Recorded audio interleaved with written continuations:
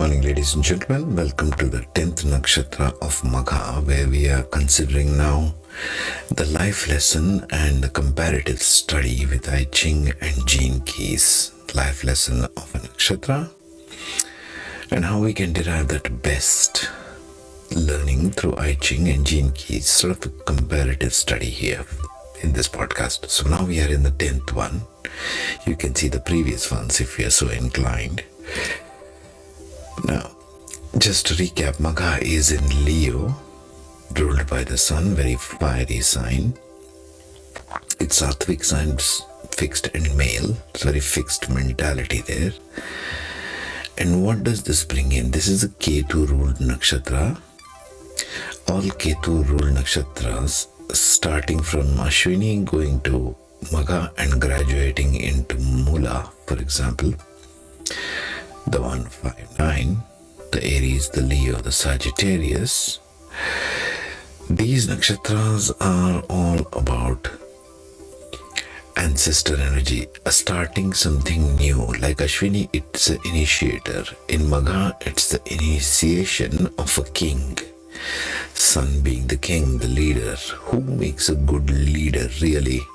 If you look at it, even historically, leadership requires certain qualities. If you take the classic case of a king, the first kind of leader which we used to have in civilization, the king is normally worried about subjects because it's the subjects which makes the king. King always used to be concerned as, are my subjects happy or not? Are the people in my kingdom happy with my ruling or not? Yes. In Magha, this becomes dominant because the symbol is a throne ruled by the sun, so it's a royal sign. And so this begins the cycle of the nakshatra where one person learns about true leadership. If dominant planets are in Magha, it is asking you to ask your ancestors. There is a very strong ancestral energy in Magha. They are very traditional people. They have a tendency to hold on to the past with a lot of attachment to family, culture, ancestral property, inheritance.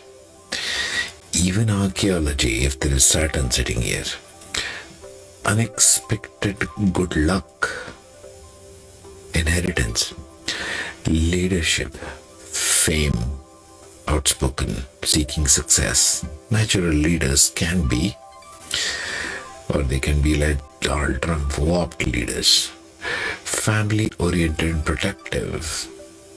They have good planning skills, they have a quiet nature, they don't like small talk. They are strong defenders, they have a high sexual drive, need attention and flattery. This is not going to help because life lesson of Magha is as follows. Alignment with righteousness to be and command true power. The key words here being righteousness, to be and command. You have to be that righteousness, Magha. Therefore, command true power. Your true power is not a flaunting stuff. Not like Donald Trump, for example. So let's see, in i-ching, how do we achieve this life theme if Magha is dominant?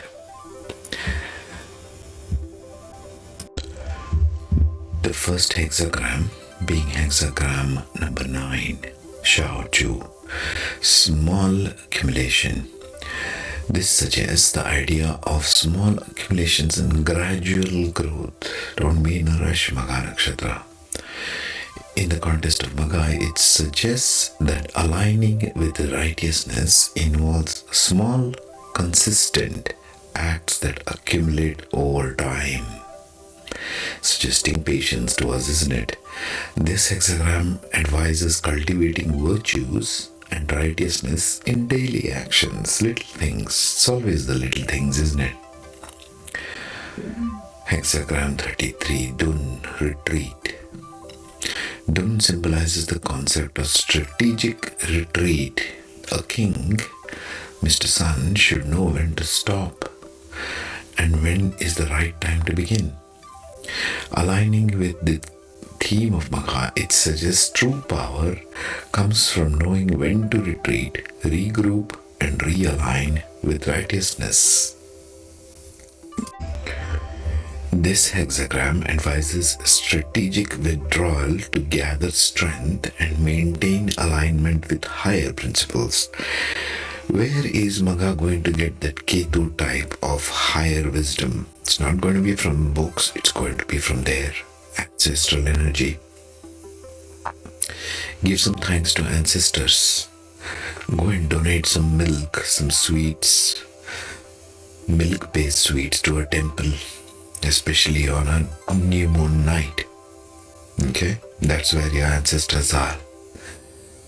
Hexagram 40, G, liberation. G signifies the idea of liberation and breaking free. Again, it comes from the ancestral type energy. In the context of Magha, this is suggestive of liberation of oneself from unjust influences and aligning with righteousness.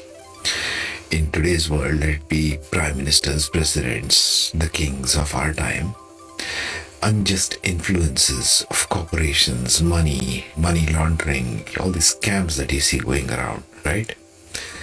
They are damaging their sun very badly. If they do that, they need to align with righteousness. Sun is about righteousness. This hexagram advises finding joy in the pursuit. We are still in G, liberation. This hexagram advises breaking free from constraints to assert righteous authority. Righteousness is the underlying theme, folks, in Magha.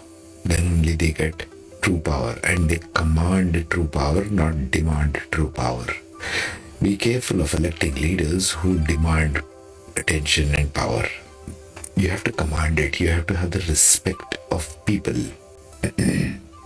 The sun, every morning that it rises, automatically commands respect. It does not ask you anything. It rises right on time every morning, and it provides life to everything. Hexagram 58, Du, joyous lake. Dui represents the energy of joy and celebration. Aligning with Magha, it suggests a sense of joy when aligned with righteousness. Probably this is where Magha will find the most joy, in aligning with righteousness. Okay? Hexagram 61, Zongfu, inner truth.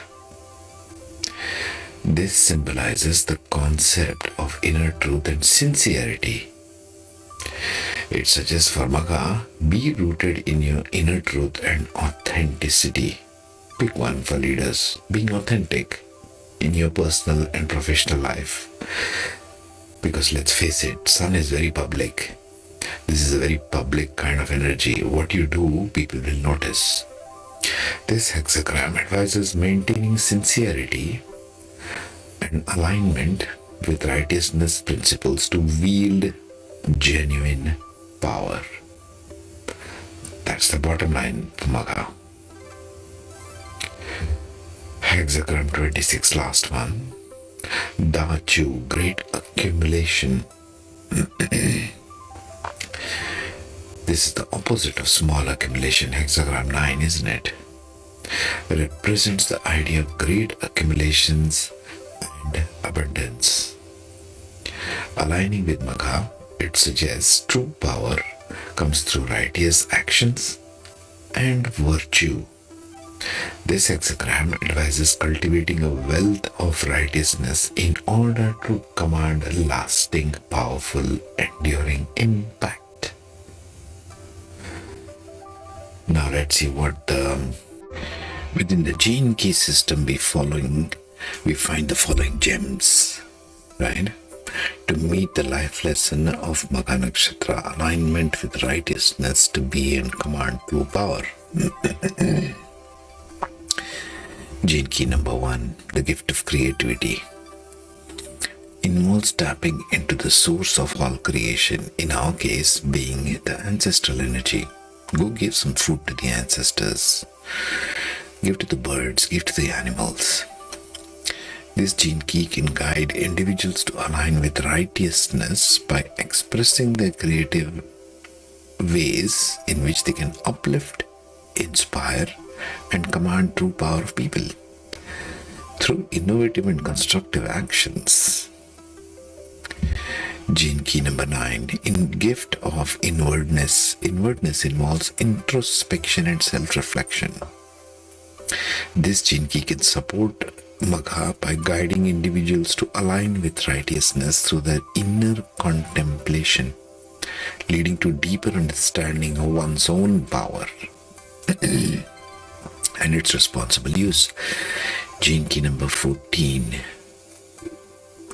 the gift of power. Power involves responsible use of strength and influence.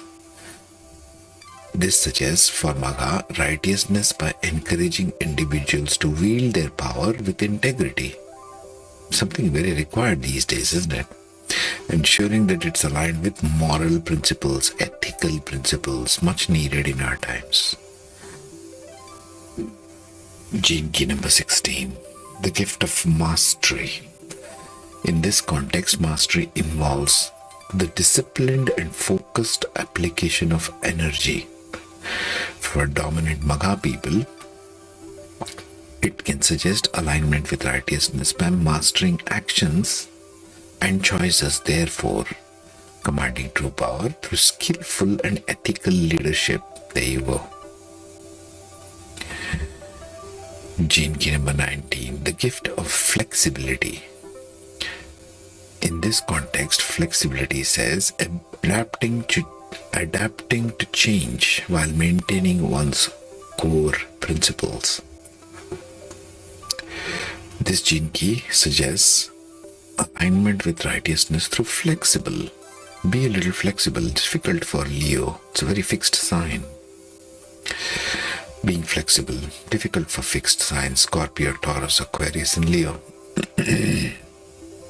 Gene key number 27, the gift of preservation.